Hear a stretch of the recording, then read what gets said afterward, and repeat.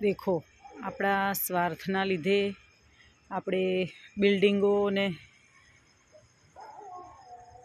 સોસાયટીઓ બનાવીને એમનું ખેતર, જંગલ બધું જ છીનવી લીધું. આ નીલગાયની હાલત જુઓ, એનું પૂરું ફેમિલી રસ્તા ઉપર આવી ગયું.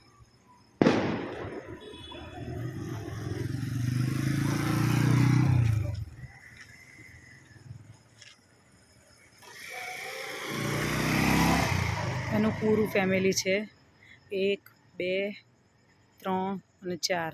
એક બાજુ બોમ્બ અને ડેટા ફૂટે છે અને એમની રહેવાની કોઈ જગ્યા નથી, રોડ પર આવી ગયા છે.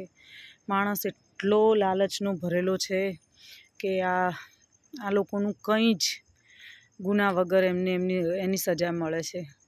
અને શું કહેવું હવે, કુદરત આનું પરિણામ આપે જ છે આપણને. આમની જોડે જે પણ આપણે ખરાબ કરીએ છીએ એનું.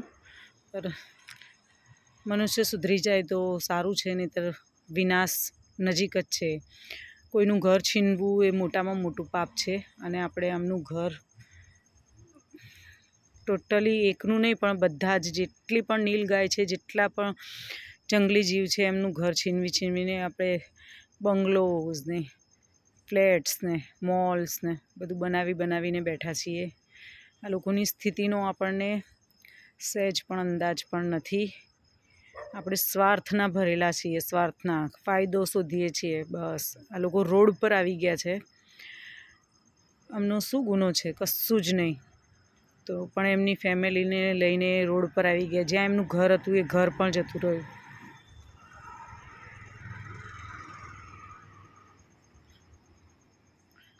મનુષ્ય વિનાશની તરફ જઈ રહ્યું છે.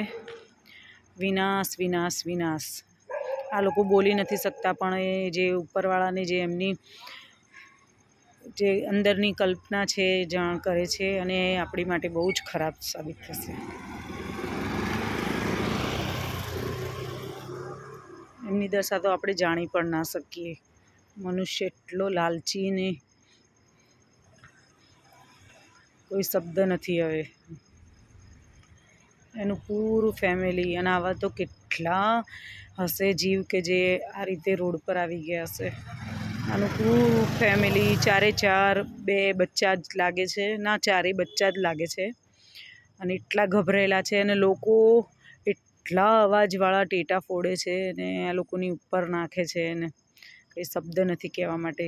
મનુષ્યની જાત જ એટલી નફ્ફટ થઈ ગઈ છે ને કે બધાની ઉપર હાવી થવાનું. જે એનાથી નાનો જીવ છે ને જે નથી બોલી શકતો એની પર હાવી થવાનું. સુધરી જાય તો સારું છે, નહીં તો કુદરત સુધારશે.